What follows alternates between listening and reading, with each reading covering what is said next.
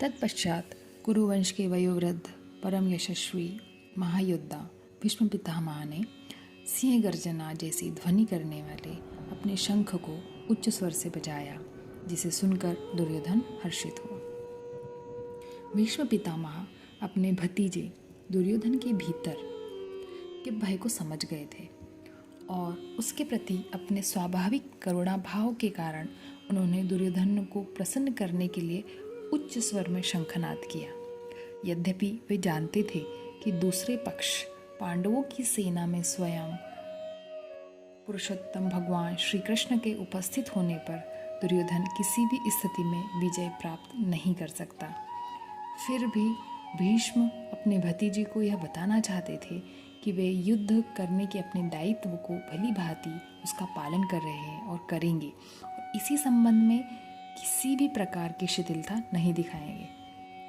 उस समय प्रचलित युद्ध के नियमों के अनुसार शंखनाद द्वारा युद्ध का उद्घाटन किया जाता था। इसके पश्चात शंख, नगाड़े, बिगुल, तुरही तथा सींग अचानक एक साथ बजने लगे। उनका संवेद स्वर अत्यंत भयंकर था। युद्ध के लिए भीष्म पितामह के तीव्र उत्साह को देखते हुए कौरवों की सेना ने भी अति उत्सुकता से यंत्र बजाकर भयंकर ध्वनि उत्पन्न की। पवण का अर्थ ढोल, आनक का अर्थ मृदंग और गोमुख का अर्थ सींग बजाना है। ये सभी वाद्य यंत्र थे और इनकी संवेद ध्वनि के कारण युद्ध क्षेत्र में भयंकर कोलाहल उत्पन्न हुआ था। तत्पश्चात पांडवों की सेना के बीच श्वेत अश्वेत द्वारा खींचे जाने वाले भव्य रथ पर आसीन माधव और अर्जुन ने अपने अपने दिव्य शंख बजाए। तात्पर्य, कौरवों की सेना के शंखनाद की ध्वनि धीमी पड़ने के पश्चात भव्य रथ पर आसीन भगवान श्री कृष्ण और अर्जुन ने निर्भीकता से पूरी शक्ति के साथ में शंखनाद करते हुए उसी प्रकार से पांडवों द्वारा वीरता से युद्ध लड़ने की उन्होंने उत्कंठा प्रकट की।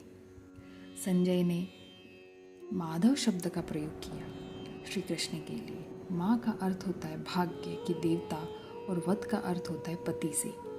भगवान श्री कृष्ण विष्णु के रूप में भाग्य की देवी लक्ष्मी के पति है।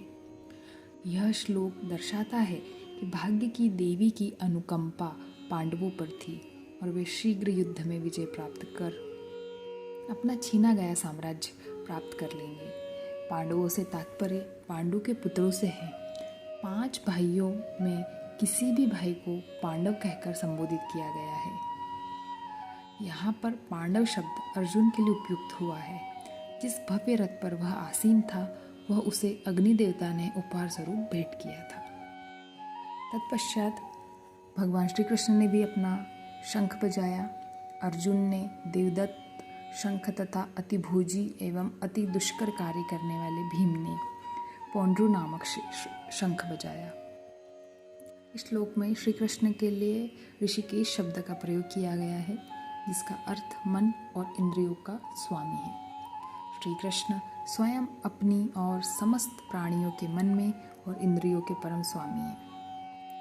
भगवान श्री कृष्ण धरती पर अपनी अद्भुत लीलाएं करते समय भी अपने मन और इंद्रियों को पूर्ण नियंत्रण में रखा है। राजा युधिष्ठिर ने भी अपना अनंत विजय नामक का शंख बजाया तथा नकुल और सहदेव ने सुघोष एवं मणिपुष्पक नामक शंख बजाए। श्रेष्ठ धनुर्धर काशीराज, महायोद्धा शिखंडी, धृष्टद्युम्न, विराट, अजय, सात्विक, द्रुपद, द्रौपदी के 5 पुत्र तथा सुभद्रा के महाबलशाली पुत्र वीर अभिमन्यु आदि सबने अपने अपने अलग अलग शंख बजाए। हे धृतराष्ट्र, इन शंखों से उत्पन्न ध्वनि द्वारा आकाश और धरती के बीच हुई गर्जना ने आपके पुत्रों के हृदयों को विदीर्ण कर दिया है।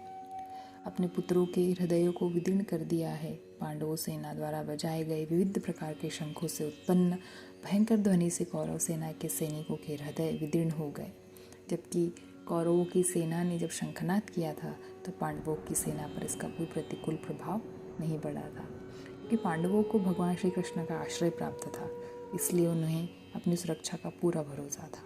दूसरी ओर कौरवों को केवल अपनी स्वयं की शक्ति और सामर्थ्य पर भरोसा था और अपने अत्याचारों के अपराध बोध की कसक से उनके भीतर पराजित होने का भय व्याप्त हो गया था।